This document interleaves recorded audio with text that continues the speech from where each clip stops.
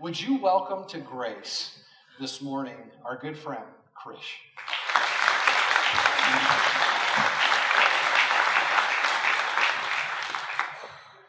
Well, I can guarantee you one thing I'm not going to do is escape from knots or anything like that.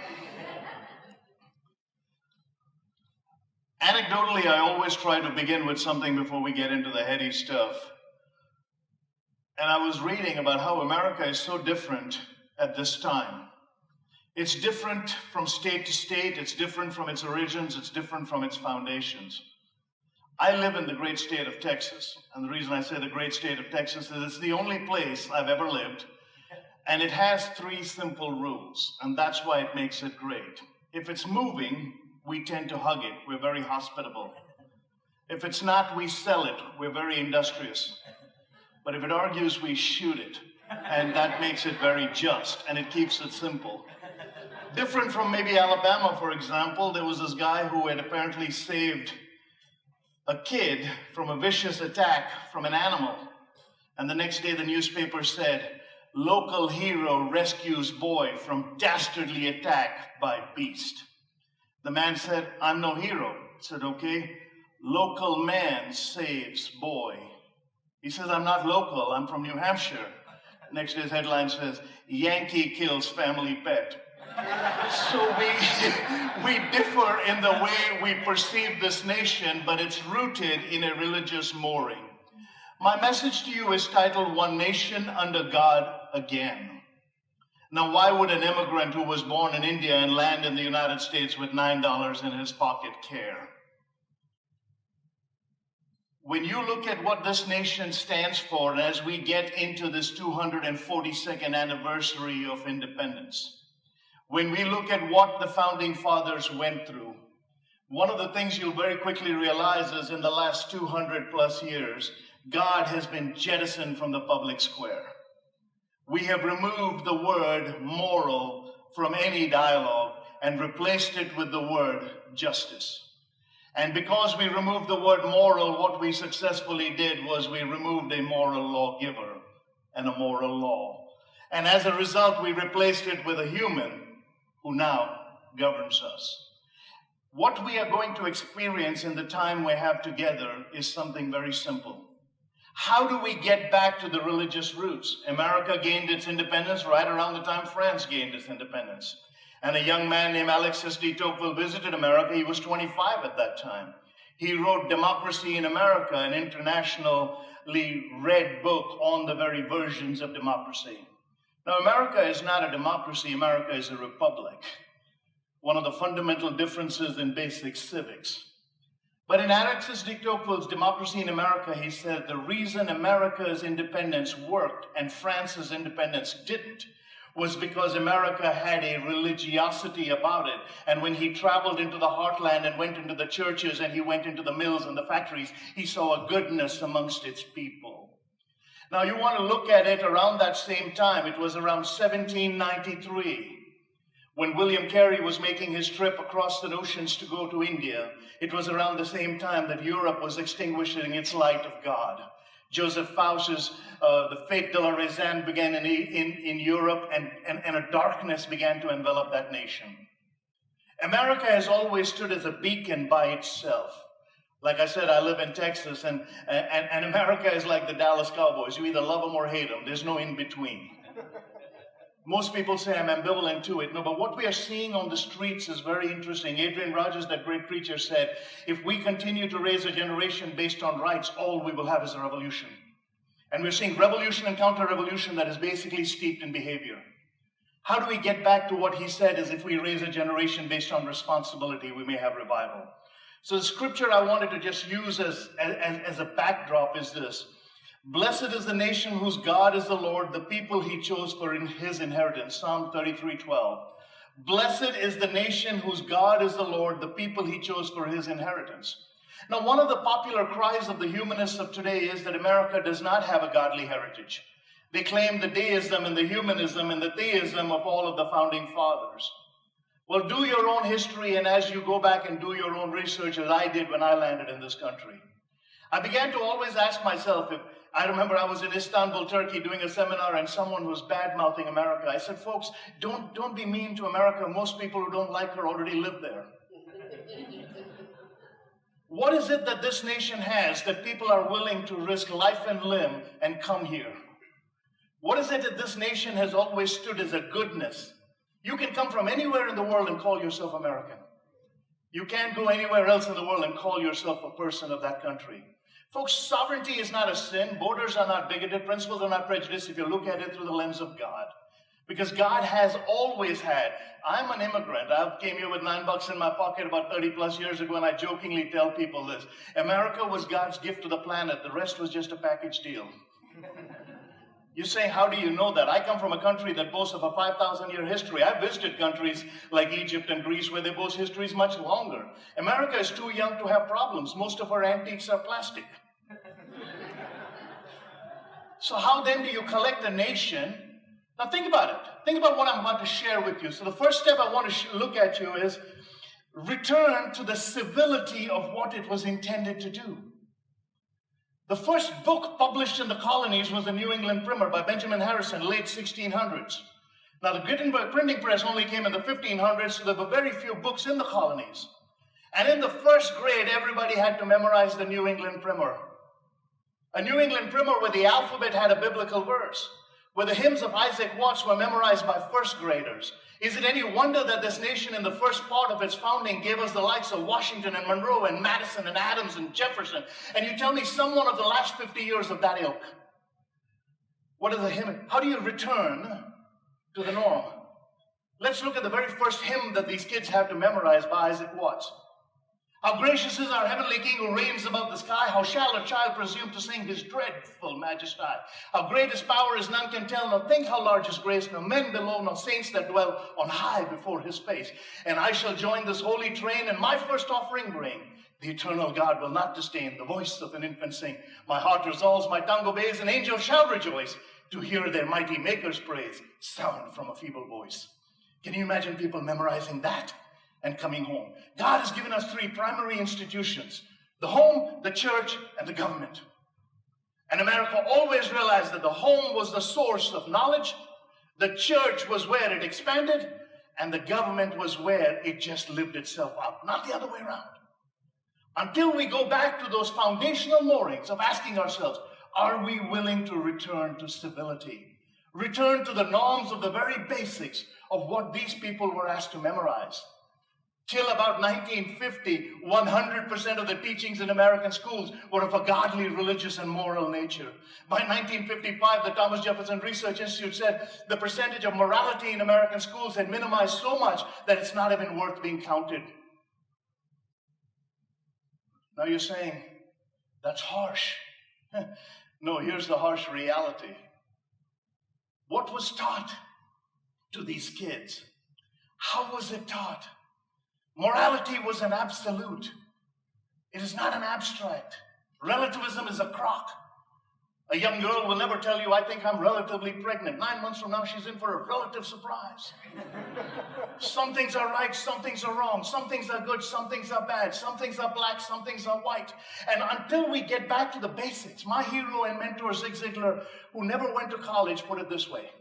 He said, son, if you put one foot in boiling hot water and the other foot in ice cold water, on average, you're miserable. You're not balanced. We were supposed to pick a side. So the first thing is return to those basics. I would encourage every one of you to get a copy of the New England Primer. See what people were taught. If you don't have a copy, please, at the end of it, they'll put up my contact information. Send me. I will send you one free of cost. I keep them by the case in my house. You know why? I've done enough prison ministry. And in prison ministry, I noticed something. 100% of the people in American prisons who are men seem to hate their father. The only people in American prisons who are not counted as a category of any religiosity are people of Jewish origin. Well, what has a Jewish father done since the days of Abraham, Isaac, and Jacob that keeps his son out of trouble? God bless you, my son. I love you, my son. And then a hug or a kiss. We need to return to the basics of God's word and God's truth, which penetrates us to the very deep. The second is review common sense. Common sense is not common practice. And some of you who have seen me or may have seen a YouTube clip, just play along with me. Just raise your right hand for me like this. Everybody just do this, right hand. Very simple directions from an immigrant. Now gently put it down on your chin. See, the chin is the pointed thing at the end of your face. You ignored everything I said. So what happens is, as a species, we have been conditioned to react. Some of you are still, what happened? See, we have been conditioned as a species to react to that which we see instead of respond to that which we believe. What do you believe? So when you return to the common sense, return to the basics and review common sense, something amazing will happen. Let me read this.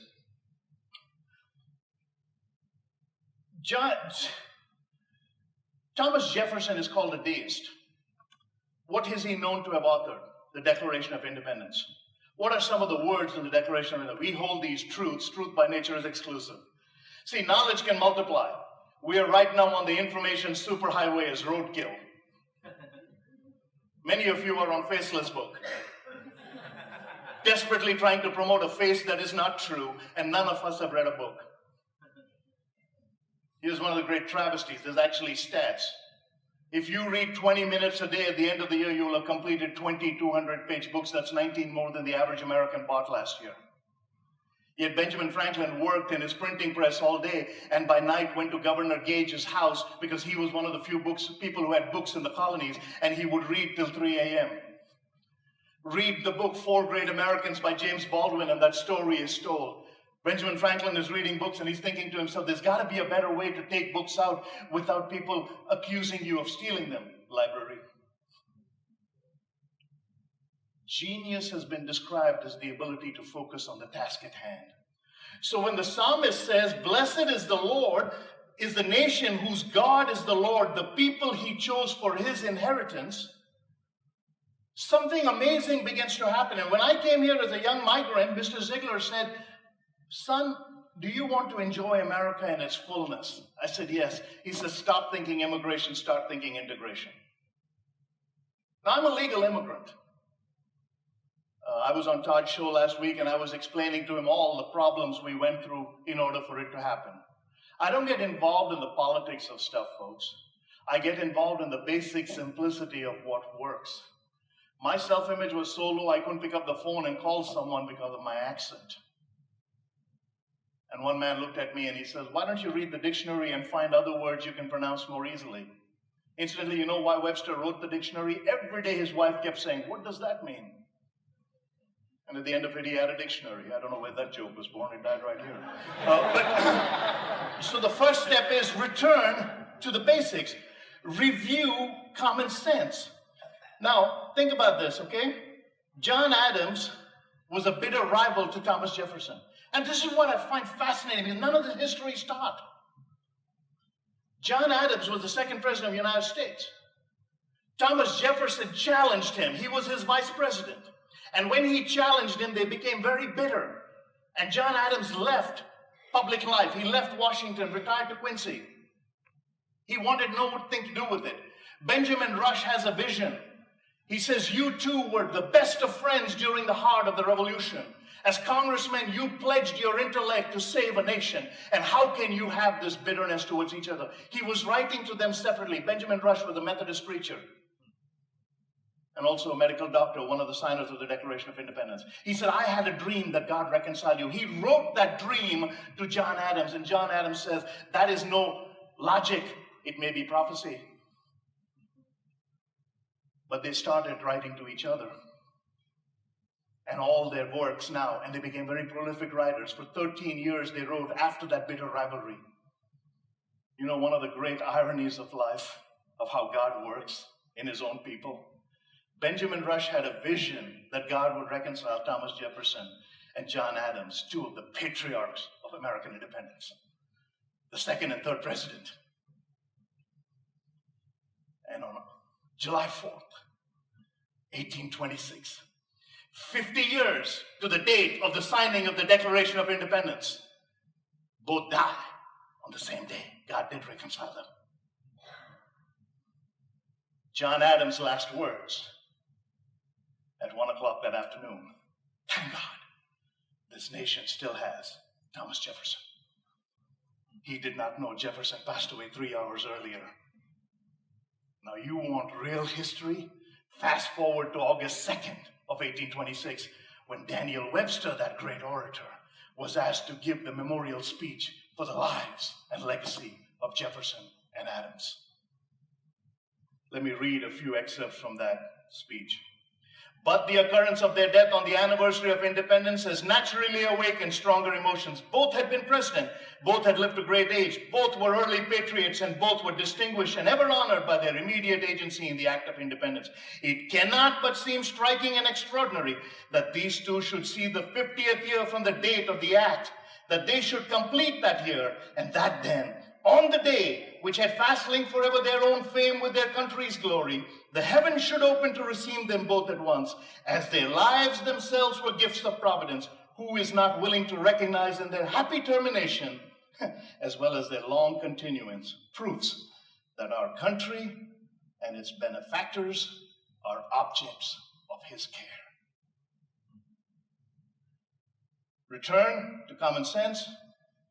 Return to basics, review common sense. Third, revive the original foundations. Revive the original foundations. On March 23rd of 1775, a man stood in front of the House of Burgesses in Virginia. He was addressing the August on the second anniversary of the Congress. He said, "Gentlemen, cry peace, peace, but there is no peace. The war has already begun. The next gale that sweeps in from the north will bring to our ears the clash of resounding arms. Why stand we here idle? Our brethren are already in the field. What is it that gentlemen wish? What would they have for his life so sweet? Oh, peace do dear, that it be purchased at the price of the chains of slavery. Forbid it, Almighty God. I know not what path others might take, but for me, give me liberty or give me death, and an entire nation move forward." When you read the words of Patrick Henry, and you read the modern-day humanists and their view to distort American history, nobody is willing to have the guts to say that such great an orator and a statesman also, when he rode around as a lawyer, handed out tracts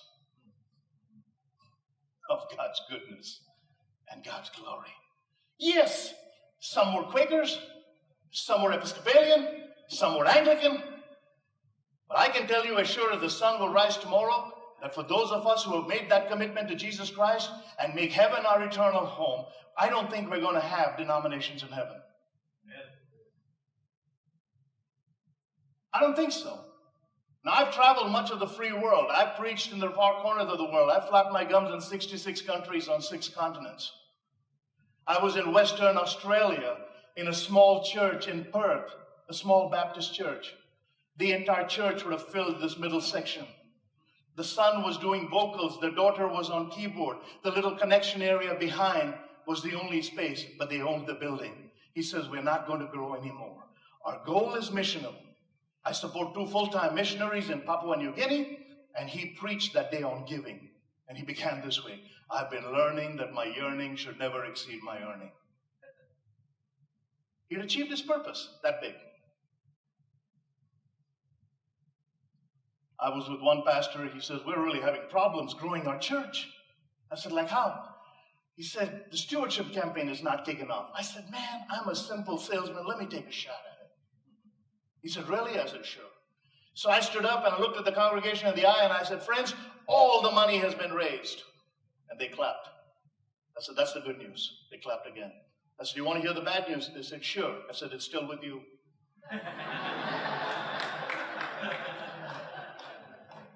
Common sense is not common practice.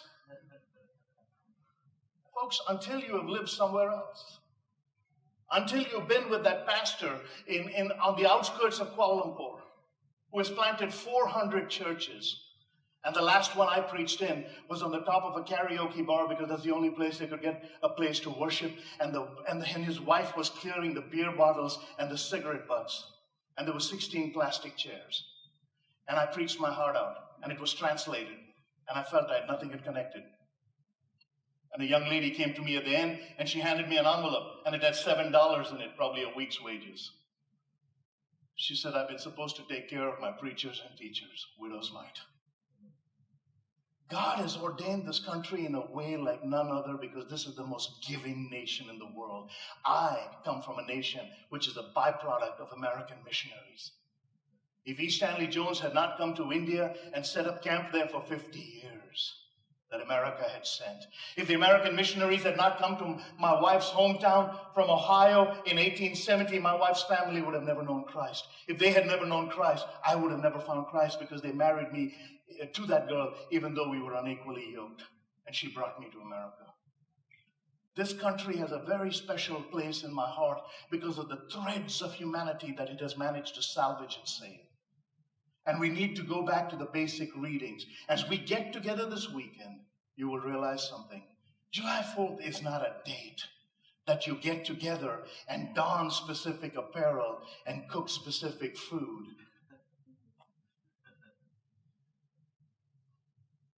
Read the story of Nathan Hale. Read the story of those early patriots who, when they lie dying, said,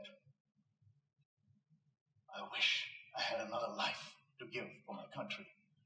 Brad was with me when we were in Boston, and this country that was built in godly steeped heritage that began in that New England area, today completely has turned its back on God. And when I was getting ready to speak, they said, oh, we know you're a Christian. We want you to talk about American exceptionalism, but please don't talk about God or politics. And I said, can I quote one of your founding fathers? I heard they were from here. They said, sure. I quoted Daniel Webster. If we and our posterity reject religious instruction and authority, violate the principles of eternal ethics, trifle on moral injunction, and recklessly destroy the political constitution that upholds us, no man can say how sudden the catastrophe that will overwhelm us and bury all our glory in profound obscurity. And this old man who had invited me, 80-year-old codger, came to me and said, you violated every one of my rules, but you did it with immunity. Bravo. Folks, with God on your side, the Bible is so very clear. If God is for you, who can be against you? I'm called a corporate evangelist and a business philosopher. For the last 30 years, I've successfully straddled the line of secular and sacred without irritating either one. And someone asked me, what if a corporation says you can't talk about God? I said, between an irate God and an irate company, I will always choose an irate company. Because one of these days, we will have to answer. What did you do? Adrian Rogers says, if you don't feel the devil, you're probably walking in the same direction. So let's quickly wrap it up. Renew our hope. So we talked about returning, we talked about reviewing, we talked about reviving. Now let's talk about renewing our hope. Adrian Rogers put it this way, you cannot legislate the poor into freedom by legislating the wealthy out of freedom. What one person receives without working for, another person must work for. And here was an ordained man. He wrote that in 1984. But then I started to do my own research. 1984 was the name of a book written in 1948 by George Orwell. And Orwell predicted three things in that book. He said, freedom will be slavery. We're supposedly free right now at any other time in history with the most amount of legislations guiding us. He said, war will be peace. We're supposedly at peacetime with the most amount of turmoil on our streets. But the third was the most chilling. He said, ignorance will be strength. Why have we become this way? Passive. My colleagues are here, and my favorite statement is, America is a microcosm of its sporting events. 75,000 people desperately in need of exercise, yelling at 22 people desperately need a rest. Those of us who do this are tired. 120 times a year, going into churches and institutions saying, America, get back on your knees and pray for revival. Soon this experiment that is now busting at the seams will change, and everybody will wanting to make it look like the places they escaped. When Ilona Zimmersman won the real estate award in Detroit at a time when Detroit was collapsing, and someone asked her, why did you do so well? She said, I escaped Romania and communism. And in her guttural accent, she replied, everybody wants to sell a piece of real estate. I sell a piece of the greatest plot on planet Earth, America. How do we encapsulate this? Let's resurrect our hope. Marshall McLuhan said, most of our assumptions have outlived their uselessness. Folks, real simply, I love this country. Hopefully it's evident. But there is something unique about Christ that joins it at the hip with this nation. See, you take Christ out of Christianity, Christianity collapses. You take Buddha out of Buddhism, Nirvana still exists. You take any of the gods out of Hinduism, someone else will replace it. You take Muhammad out of Islam, and Allah still exists. There is no other worldview that is intrinsically linked to the person of Christ. And when you go through founding documents, you will notice this. In order to temper people, they change some of the rhetoric. And I love how humanists put it. They say, oh, well, nowhere did they talk about creator. Nowhere did they talk about God. They called him creator. Well, Christianity is the only worldview that talks about creation. Benjamin Franklin, deist, he called his first wages first fruit. And until we read, we can't defend. See, when will meets imagination, put your money on imagination, and right now we are losing the culture war in our homes. We'll not save America in the White House. We will not save America in the schoolhouse. Contrary to popular redefining of gender and biology, we will not even save America in the outhouse. Till we get back on our knees in front of a living God and save America in God's house. That's right. We have to get back to the basics of revival. Let me close with one illustration. This is what Jefferson wrote to Adams. There will be found remaining the most sublime and benevolent code of morals which has ever been offered to man. I have performed this operation for my own use by cutting verse by verse out of the printed book and arranged the matter which is evidently his and which is as easily distinguishable as diamonds in a dunghill. The result is an octavo of 46 pages of pure and unsophisticated doctrine. What was Jefferson talking about? See, Jefferson, the deist who authored the Declaration of Independence, we hold these truths to be self-evident. Among them, life, liberty, and the pursuit of happiness. Ironically, the first word, life, questionable. We don't even allow kids to be born. Liberty, we're enslaved because of tyranny. Happiness, questionable. We've redefined what happens. See, happiness depends on happenings, but joy is undiluted, it's unadulterated, it's pure. What was Jefferson talking about? Jefferson, the deist, took a Bible, took Matthew, Mark, Luke, and John, and cut out the divine, and took the moral teachings and called it the moral teachings and the philosophy of Jesus of Nazareth, and published his own Bible. Well, he refused to have it published. Randolph Jefferson, his grandson, published it in 1895, and every freshman congressman received that all the way up to 1955. Go online, type in Jefferson Bible. And you will see this so-called poster child for deism actually used the word his. Who's he talking about his? But the Creator. Every one of those people, I'll close with this. Some believed in a God. Some believed like Patrick Henry in the God. Some like Sam Adams and all were hyper-Calvinist. It doesn't really matter. But all of them believed. And my mentor, Zig Ziglar, used to say this. He says, we are changing a nation. 99% of the people in this nation believe. And we are changing its moorings because of 1% who don't. And in just pure common sense, reacting to 1% and ignoring 99% is just bad marketing. So let me close with this prayer. Our Father's God, from out whose hand the centuries flow like grains of sand. We stand together, united, free, loyal to our land and thee. And thank thee for the era done, but trust only thee for the coming one. God bless you all. Pastor.